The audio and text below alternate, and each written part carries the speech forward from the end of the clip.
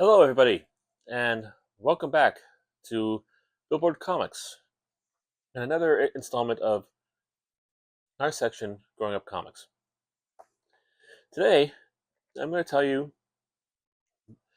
it's kind of going to be another sub series about this, about like how I became um, collecting certain series and certain um, characters and certain titles and stuff. Um, First off the bat is the X-Men titles. Um, what was my introduction into the X-Men titles and X-Men universe? Um, and before we start there, if you like this, subscribe, hit the notification bell to get notifications. If you have any questions about like when you're first about what I'm talking to you about today, or you want to relate your tale of your first X-Men comic, you can put it down in the comments section and give it a like. It helps with the algorithm and lets me know which series uh, you people like better. What do you mean, you people? Never mind. Anybody watching this, like, if you like something, I want to give you something that you like instead of forcing videos that you don't like down your throat. But I digress. Without that, let's go into my experience with the X-Men.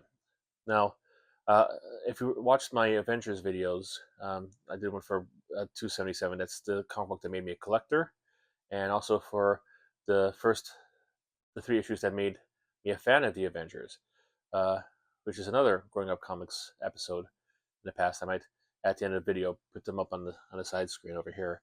Um, my first experience with the X-Men happened before I actually started collecting comic books.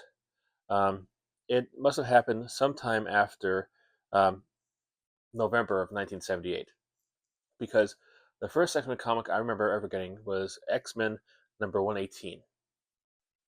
This is a one with a sunfire on the cover being shot by some gloved hand. And I remember liking it a lot when I did there. Again, like I said before, I was more attuned to the um, Avengers comic books because the X Men seem to be all united into like they're all mutants. They're all under like one thing, and you know, like they're all kind of had similarities of having the same powers given to them by birth. Whereas the Avengers are more different people from different backgrounds um, coming together with different power sets. Um, some are done by suits, some of that. I just found the makeup of the characters in the Avengers and team books like that of strangers getting together to fight crime much more interesting than like the we're here for a reason kind of comic books. Same reason I did collect more of them than I did with the X Men, but the Fantastic Four I was never really as big in the Fantastic Four as I was with the Avengers. Um, but I digress. Um, the first one I got was, like I said, 118. I probably most likely got into one of those uh, three packs they used to have back in the 70s. Uh, Basically, you go into so I think I talked about this a little bit uh, in the Avengers one. I'll recap a little bit there. You have like you go there. There's a plastic bag with three comic books in it. You buy it. You can only see probably fully two full covers, one in front and one in the back, because those are the ones that have the covers facing out. There's one in between that, if you're look good, you could probably look and see, like maybe just get the look a glance at the logo and maybe find out what number it is or something like that to find out what the third one is. But you don't really get a chance to see what's on the cover because you don't know exactly what you're getting. I got the X Men in one of these ones because I probably would not have bought it on my own because um, like I said, it was more that, and as like I said, I like the issue. I remember liking the issue a lot. Like the one thing that always struck me from that issue uh, was was Wolverine picking up a newspaper, um, and he's reading it, and I always thought it was Storm originally because that's why my memory changes. Asking him like, "Oh, I didn't know you could understand Japanese. You never asked." So that's always struck me like that. That was like a big character kind of arc. Um, but the main story behind this, it's a Claremont and Byrne issue. Byrne is being inked by inker by the name of Rick Villamonte. Not his normal inker. I think his normal inker was Terry Austin, and you can't tell the difference. You know, Terry Austin was more. fluid and more like less deep, like less scratchy than Belmonte's inking. And you can see like in some here, like some things like don't really look like John Byrne artwork. Um, but that's just me looking back at it. It's basically like the X-Men going to Japan for some reason. Whole bunch of soap opera elements, but they go there. Um, they run into uh, Starfire, former member of the group from like Giant Size X-Men #1, who has a problem. There's this he's getting Japan's being threatened. He's been called to do that. Uh, he's getting helped by two Americans, Colleen Wing and Misty Knight, who you know random Americans there. Like I remember reading, like, wow, why are these guys there? What's so special about them? What's so special about them is that John Byrne kind of either helped create them, and Chris Claremont helped create them back in Iron Fist and in the Eastern Marvel Team Up and Power Man and Iron Fist. So they already they're their favorite characters, and that's why they're here. Um, you'll see this a lot from Chris Claremont work. You'll see characters that he worked on being reintroduced. It's no surprise that Rogue stole the powers from Miss Marvel instead of like say, the Wasp or Sue Richards Storm. It's because like he was a writer for a extended period of time in the Miss Marvel comic book in not '70s, so that's why Rogue went after Miss Marvel. Yeah, I don't know if you that's you know a little fun fact for you there, but I digress. They're in there to try to find like there's something going on. They don't know. They're trying to track down. They get attacked by these people and these robots and they're called mandroids. And mandroids, after this issue, is one of my favorite features in comic books. And I haven't seen them really used that much afterwards. I think they're made by Shield or the U.S. government to like kind of fight superheroes. They're like big, bulky kind of things where you know arms are kind of like just no hands. You just have like guns on the end of your stuff and like that. Very sleek, very kind of like rounded edges. Good design. I'm probably done by Byrne. I think this might be one of the first appearances of them. I'm not exactly sure on that. Um, and the heroes are attacked by them. Um, but before they're attacked, this is what makes this issue particularly special, is that it's the first meeting of Wolverine and Mariko. Um, if you saw the Wolverine, the James Mangold directed one where he went to Japan, you'll know who Mariko is. This is his love of his life. He almost got married to her. They fell in love and stuff like this. And this is the first appearance of their meeting, and probably her first appearance at all. Period. Um, but yeah, so it, it's a key. So they'll come in later on. Um, but they fight the mandrakes. They eventually fight them off, and they're trying to recoup there. And as they're recouping, a hologram pops up, and the big bad shows up. Um, X-Men, it's got to be somebody big. Magneto? No, not Magneto. You know, this is way before Apocalypse or Mister Sinister is in there. Who could it possibly be? Maybe somebody else. Maybe Doctor Doom, Red Skull, somebody else like that. No, the big baddie was Moses Magnum. And on one hand, I'm all for representation for people of color in there, um, and I really wish that this guy picked up speed and gained a little more headway. But he's like one of the people who I remember he's one of the guy who's like so obscure that he didn't even get I don't think he even got a listing in the first go around of the official um, handbook to the Marvel Universe. Yeah, he got like the appendix version. I think he appeared in like one of the later issues, but like nonetheless, later series, later installments. But yeah, this guy was like um, kind of like kind of a lame villain for them to fight. Um, I didn't know at the time because I didn't get the second issue. The issue after, I mean, like the 119. I didn't know what happened. He could have been like, in my mind, it was just left me at that, and he could have been like the best villain ever. I just at the time I like I didn't have as much knowledge about comic books as I do now, or I would have in 10 years. So I didn't know about that. So I was left there like, ooh, what's going to happen? But that was my first issue, um, and the thing like I want to talk about like stuff, and I might do a full version of this in the future is that um, that was one of the comic books that was scammed off me when I was a kid. Uh, I had a whole bunch of issues that I liked, that I wanted, that I was reading and keeping hold of, that, you know, this other collector, an older collector, came in and took them all from me. I think I got a copy of like the 1970s Plastic Man uh, series that's worth like maybe $2 now, and this issue is worth like $25 now. Um, and I just got taken.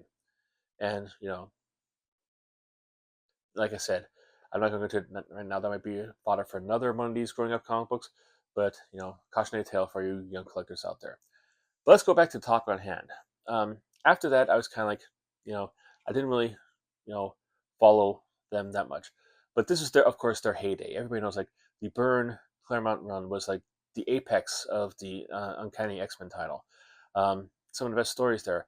Totally oblivious to me, like the whole Days of Future Past, the Dark Phoenix saga, um, everything to do with that. The Dave Cockrum's artwork on that. Um, the Brood introduction, everything like that was like basically like shunted to the side by me because I didn't know about it. So I had no idea, and I wasn't really interested because, like I said, I prefer like the Avengers, um, and that's what I was trying to pick up whenever I had an extra spare pocket change. Um, I didn't really become interested in mutant characters until like 1982, 83. Um, and it wasn't through the X-Men title. The first issue that brought me into like the whole mutant world was New Mutants #3, and like I said, during my early days of becoming a collector, I had a sizable amount of allowance at the time. I think it was $5. I could be wrong. Might have been less, but nonetheless, it was enough to actually. And comic books were mad cheap back then. I think like 60 or 75 cents. So I could get a whole bunch of comic books each week for that money. And as such, I was experimenting, and I came across the cover to New Mutants #3, where she's an Indian girl, like a bunch of her teammates wearing the same costume as her, dead on the side, her holding a knife, and being enveloped by this dark force. Pretty damn intriguing cover. Of course, I picked it up, and this is, of course, written by Chris Claremont. It had artwork by Bob McLeod, and he did the pencils on it. Um, and it was basically focused on one of the members, Danny Moonstar, who eventually took the code name Mirage.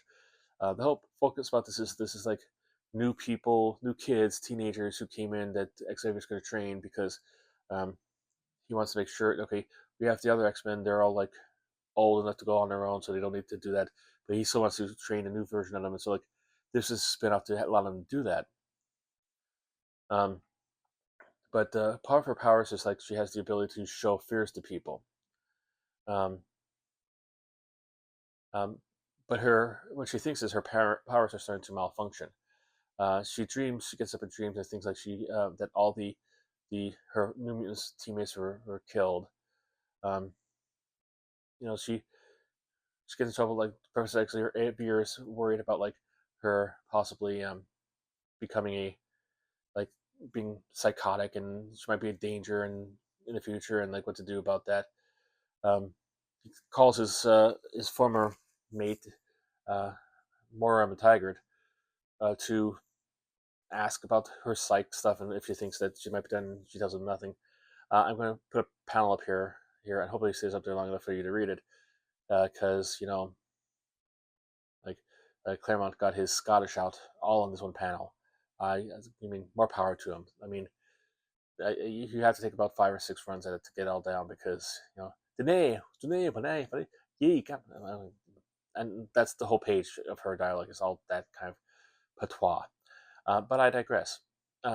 Eventually, like she's there with her friends and she's talking about them crazy. No, we believe you. And then all of a sudden, they start being attacked by this creature called the Brood. The Brood, in case you don't know, was the alien from the Aliens movies, with the serial numbers like sanded off and introduced into the X-Men series. Same principle. They look different. Instead of a long, sleek oblong head, they had a long, craggly, triangle-shaped head but same principle. They catch you, they put your babies inside you, they breed inside you, killing you, and they have a new brood. It's alien. Um, so yeah, that's maybe we could do like a segment on this channel for like uh, concepts in pop culture that were introduced in the comic books with their seal nervous sanded off.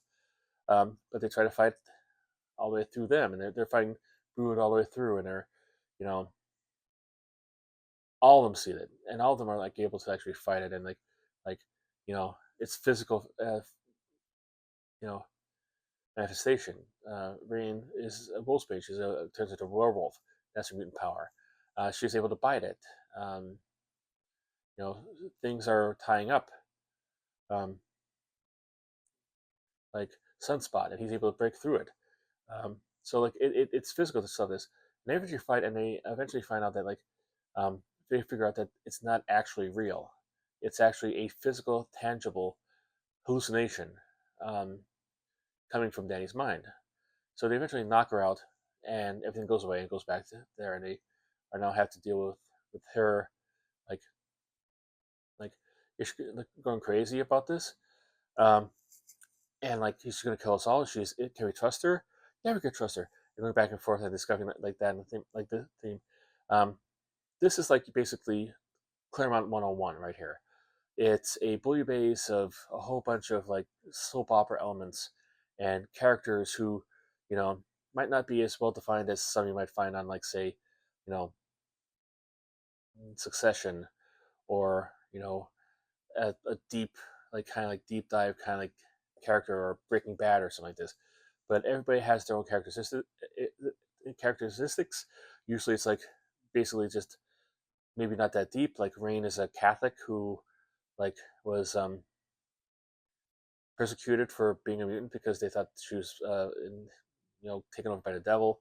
It's a story, um, but it's like they all had their own like kind of stuff. Didn't go really deep, but had enough to make each one of them individuals, and they all had different attitudes and different philosophies, and they all come together, and some clash, some cut together, and you get to find the fun in like seeing how they clash and how they get together, which will carry over into my next issue.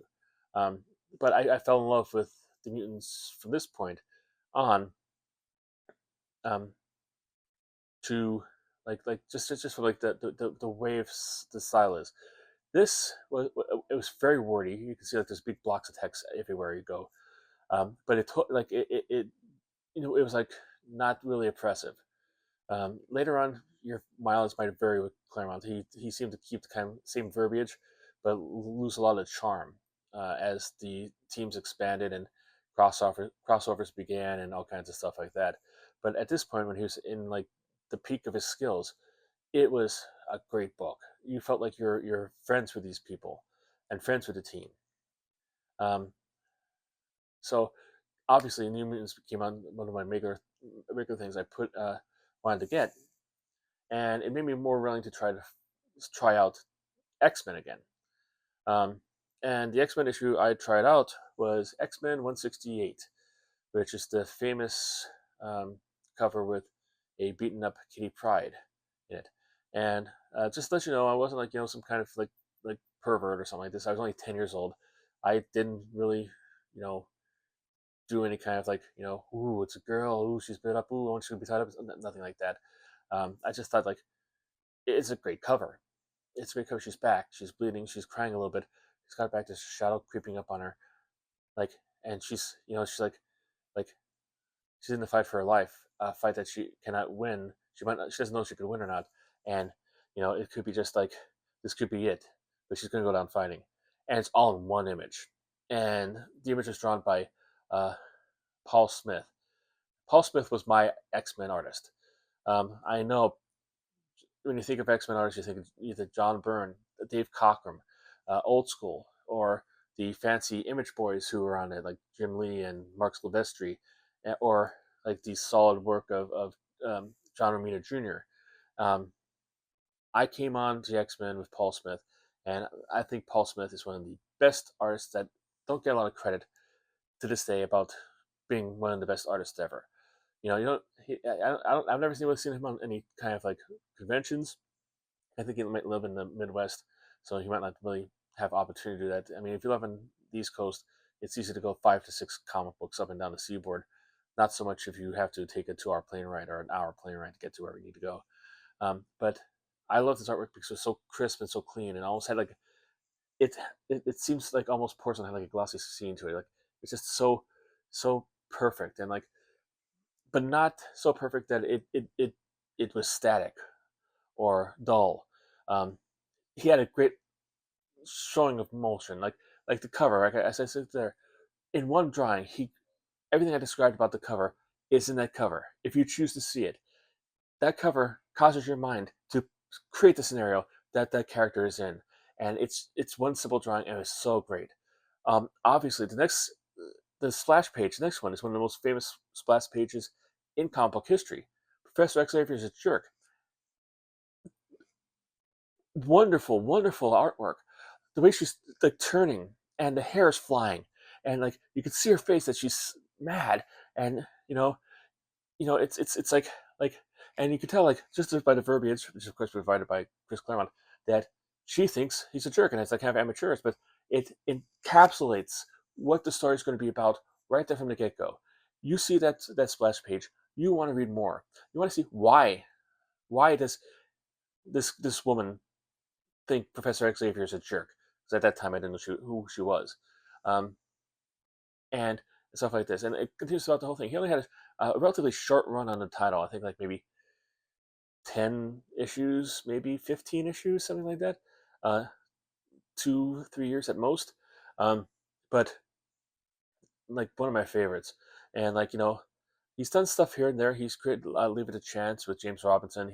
Was the artist on um, the Golden Age uh, miniseries, the Elseworlds one where they deal with like the Golden Age characters in the 50s as stuff like this. A very good series. I would check that out in trade or whatever. And also, I think he worked a little bit on X Factor here and there, like stuff like this. But his style was changed quite a bit, and um, I guess to fit the book. But it was kind of enough different here that I was kind of still liked it, but it wasn't quite as good as it was here. You know, like everybody likes REMs for the early songs. They don't like anything from slipping off of Up. It always happens. But nonetheless, like this cover and this front page, obviously compel me to buy this as a keeper book. I don't think I even bothered reading it at the store I was looking for it at. I just put it on the pile. Definitely gonna buy it. Read it at a later time. The main plot line going through this is um, Kitty Pryde, who was in the series since for about 30 issues by this point. She made her debut in 139. She came in as like another mutant that um, Professor Xavier wanted to teach, and this is back before there was like 17 million mutants of all shapes and sizes across the Marvel universe. It was kind of like it was still rare to get a new mutant in there, hence the title New Mutants being so what it is. Um, she was hanging out with the X-Men. She went to space with them. She had several adventures with them, but she was only like I think 12 or 13 at the time, maybe 14. Um, And rightly so, in the comic book, um, Charles Xavier considered her to be a little bit too young to go on adventures with alien xenomorphs with the serial numbers cut off, which is what happened. Um, so he is decided to actually send her down to the New Mutants, where all the characters are around the same age. Um, and I think another reason why I liked both these titles is because all the characters, the main characters, were around my age, because I think I was 10 at the time when this happened, maybe 11. 11. I was 11 at the time when I picked this up. Um, but uh, I digress. Um, but put it down there where they could like, be safer in training. Xavier didn't intend the new mutants to have their own adventures. They thought it'd be more like just stay home, I'll train you kind of stuff. Of course, it being a Marvel comic book, that didn't work out. They're always getting into trouble fighting villains and stuff like that. Um, Including like the Demon Bear. Um, I forgot to mention this during the New Mutants thing. The thing that was controlling Danielle and her powers was the demon bearer, uh, the evil spirit that killed her parents, and they would eventually fight about 15 issues later in the legendary issue. I think like maybe one of the first or second issues that Bill Sienkiewicz took over the title, the Demon Bear Saga. So this was the seeds for that. But I digress. Let me go back to the X Men. Um, but X so going back, Professor X really so thinks like a 14-year-old hanging out with like the X Men is not like the best idea ever. Decides to send her to the New Mutants. But there's a saying like, how do you keep them on the farm when they've seen Gay Paris? How do you keep them on the New Mutants when they have already been on the X Men? And So she's like really upset by this because like haven't I proved myself? I didn't die. I didn't cause anybody to get killed. I helped everybody. We all came back alive because of me, of my help. And like she's their friends with like the first most of it's like really talky segments of her complaining to first Elania Rasputin and then to her dance teacher Stevie Hunter, who's a major supporting character in the book, and I haven't seen her. I don't know whatever happened to her. I have to like maybe Google her after I'm done with this video, um, and trying to work things out and try to figure out stuff. Try to um, cajole Professor Xavier to keep her on a team. So while she's doing like she's trying to do this, all the stuff like this, she's doing computers and she's trying like she's like, of course she's a teenage comic book character in the early '80s. She of course knows computers better than most hackers do today.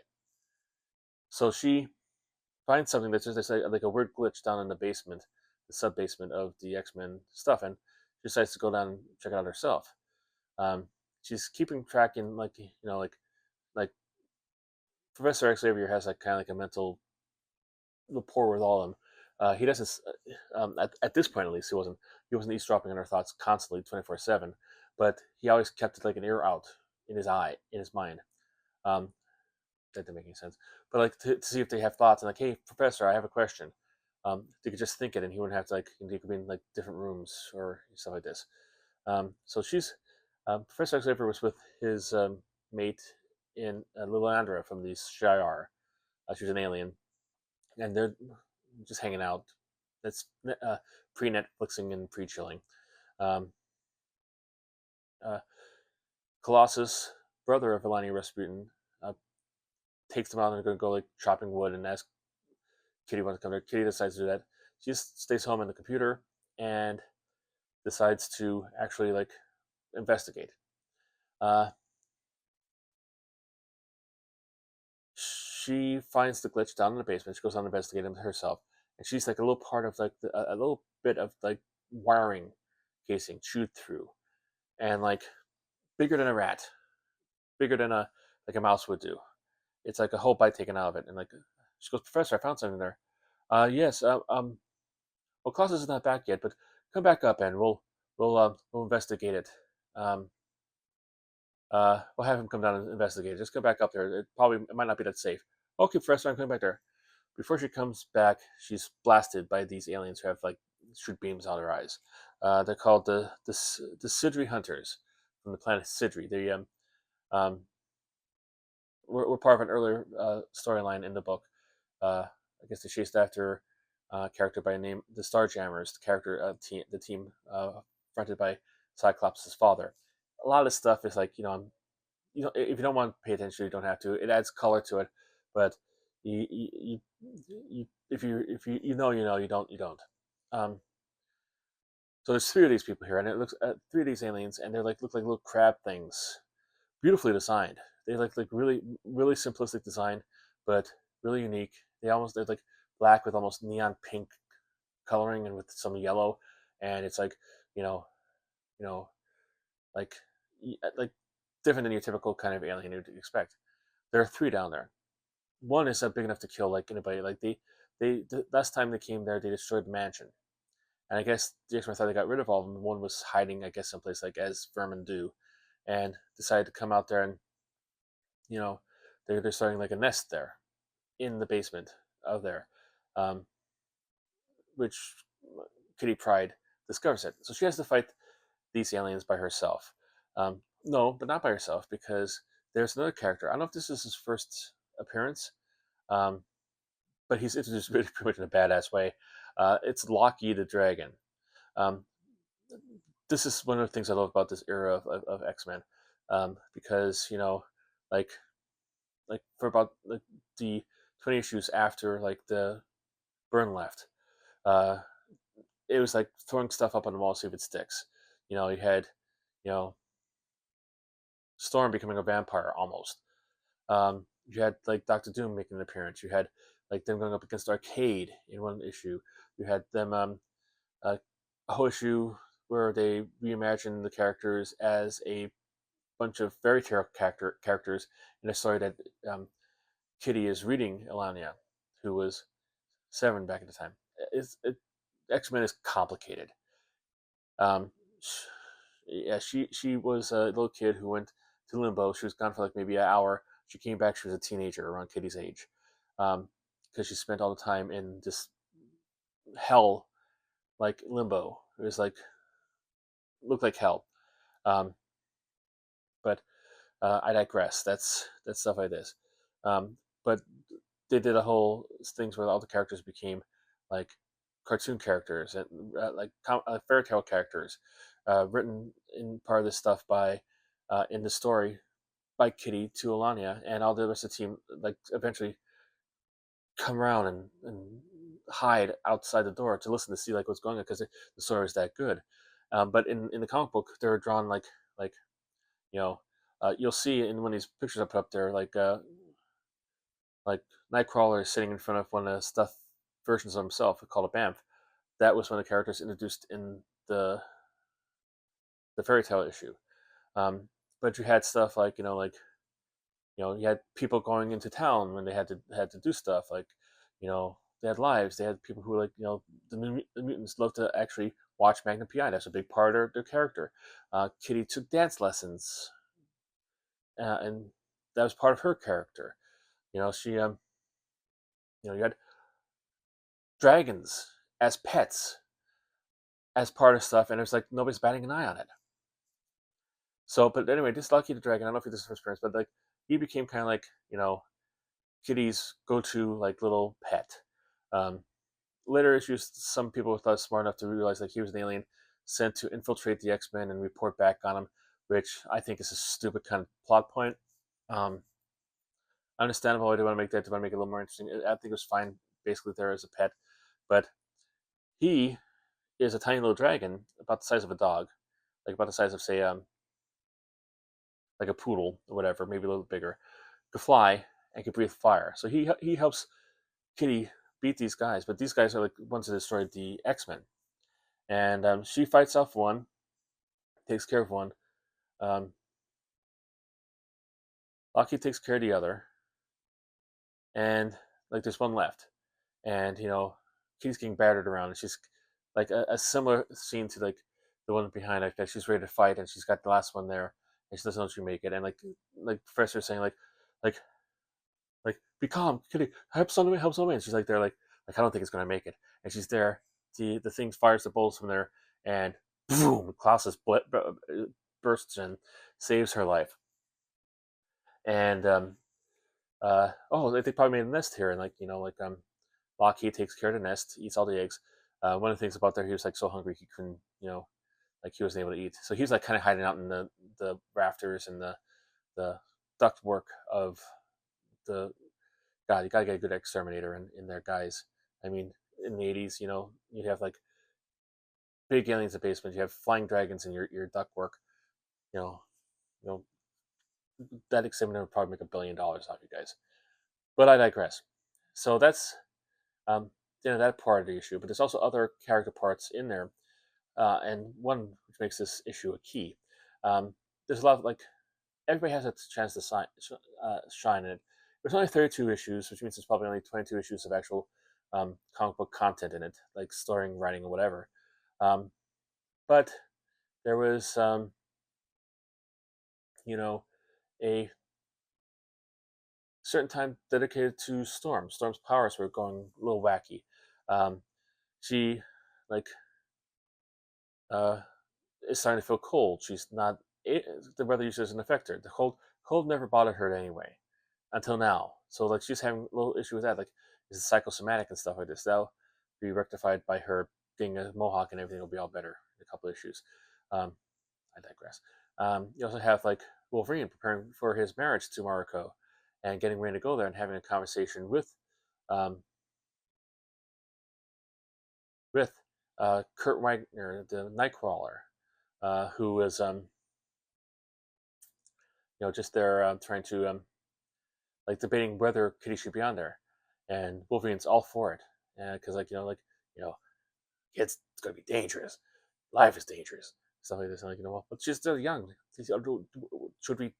I'm not gonna do a bad German accent. We get to go back and forth and doing a conversation about this, and it goes over the sense of the page. A lot of dialogue, a lot of word balloons. I was amazed by this amount of word balloons in this issue. I didn't mind it at the time. I ate it up. Give me more. I loved it because it's so interesting that they were doing. Um, and then they do on Scott. Scott goes versus this girl. I don't know if I've ever seen it before. It looked like they had like some kind of a semi-romantic relationship in this tropic paradise. They're walking on the beach. They hug. They kiss. We have to go up to Alaska. My father. I met my father. My father and my brother are going up there doing stuff up there. The last panel of the issue is um, he meets up with this woman who owns like a flying like a flight rental place. Like she's a pilot. She's a courier. She does like puddle jumping flights for people. And she looks exactly like Jean Grey. Now, of course, I didn't know who Jean Grey was at the time because, like I said, I skipped over that entire part. And the only other X-Men one I read was 118, and Jean Grey was not in there. Um, so I had no idea about this, but they made such a big deal. I was like, ooh, this means something. Even though I didn't know who Jean Grey was, I knew the fact that she looked like Jean Grey was important. And then send that. And of course, I was hooked. Um, I was done about this. I love the characterization. I love the talking. Like today, you know, if they have a conversation between two people, it'll probably take up 15 pages. If they have stuff to get across, like they had stuff between, like the conversation between um, Nightcrawler, Kurt, and Logan Wolverine. That probably take up 15 pages with like one panel on each and going back and forth, back and forth, back and forth. It's portrayed of her as you know, like Kurt is going to drive him to the airport, and he's waiting for him to pack up his stuff and get ready to go, and like Kurt's putting on his coat, and like they're doing they're doing normal ass stuff like that everybody does. Like if you're taking somebody to, you're waiting for him to get done. Are you done? Yeah. He's picking up his suitcase, getting all in place. He's putting like one over his coat, and like it's drawn in a way that like it's just normal. It normalizes this guy's these characters. It makes you okay. Yeah, I understand that. I've done that before. I mean, something as simple as taking somebody to the airport. Granted, me as a 10-year-old, old 11-year-old, wasn't really driving many people to airports at that time, but I knew it was something that adults did. Um, but I also like the way they set up. This is a big Kitty Pryde centric issue, and like a lot of people who from this point have Kitty Pryde as their favorite character, probably this is one of the first issues they read of the X Men, and this is where they got it because this is what happened to me. Also, like how the Mandroids, I really like the Mandroids going forward from that first X Men issue. This is where I became a big fan of Kitty Pryde, and used to like try to follow her wherever she went to, because they made her out to be not a Mary Sue per aspect. If you know what Mary Sue is, basically like somebody who's um I don't know if it's a derogatory term, a sexist term. I don't. If it is, I apologize. Um, but it's kind of like like a person who is like comes into there out of nowhere and they're the best person ever and they can do everything and they're incredibly intelligent, incredibly smart, incredibly good fighters, incredibly stuff like this, and they're just like better than any character on there because they're like the writer's favorite, so they could do whatever they want and do anything there. And the powers they have unlimited powers is whatever the writer says there is.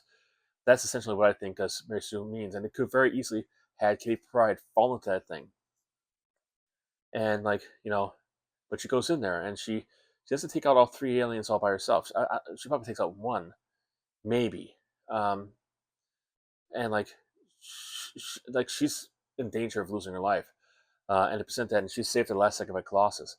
But she puts up a good fight, and she's scrappy, and you get more about her character in her not defeating all three of them handily than you would if she went in there and just like faced them all to the floor and had them explode or whatever. Um, More about her scrappiness, about her unwillingness to give up, about her intelligence and stuff like this, without it becoming overwhelming as a character. At least in my opinion, some people might read this and say like, "Oh yeah, she was a totally Mary Sue, and that's where it began." But nonetheless, like for me, the way it was constructed, it constructed the character as such a way that it it is more realistic. And that's the great part about this X-Men. Fantastic concepts. You're going to space. You're seeing spaceships that look like giant whales. You're seeing aliens whose hairs are made out of feathers. You're dealing with alien knockoffs. I will never get over that. I mean, and it was like right when Aliens came out. It wasn't that far away. Like it's like in between the two Alien movies, Alien and Aliens.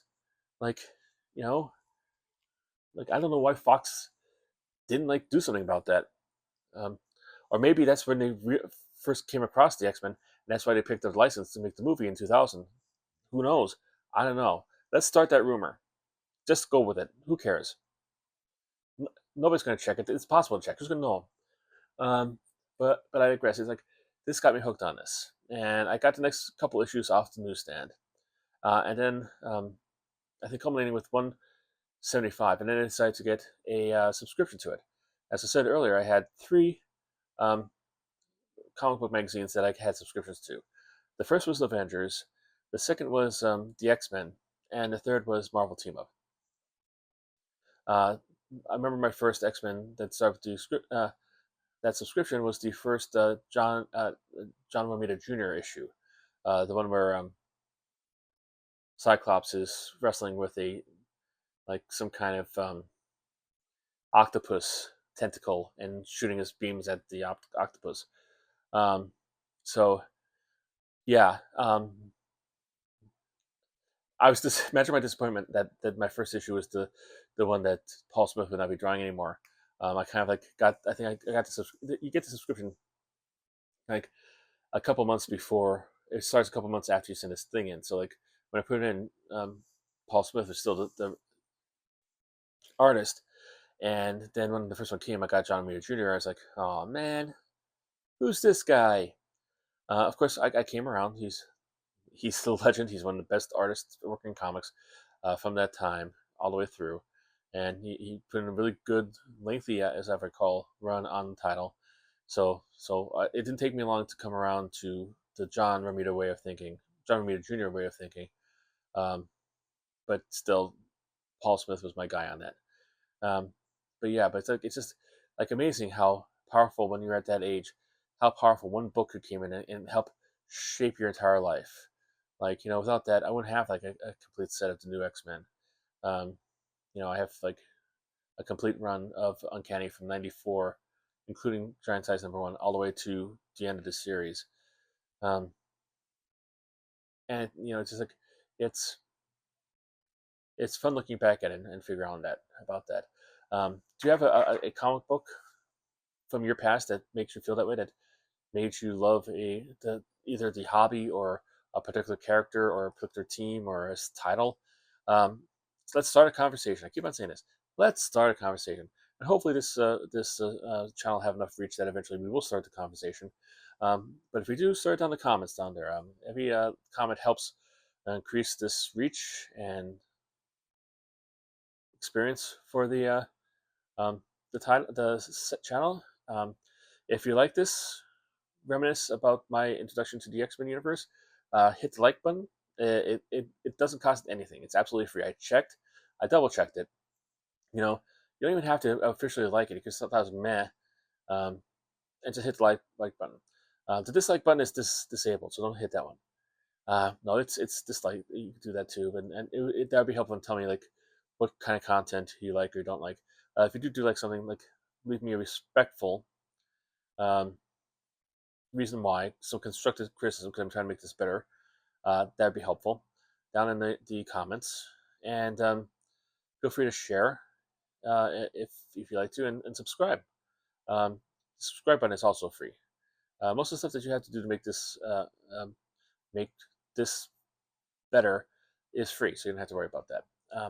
So until next week, we'll have another installment of Growing Up Comics. This has been Bill, and keep on collecting.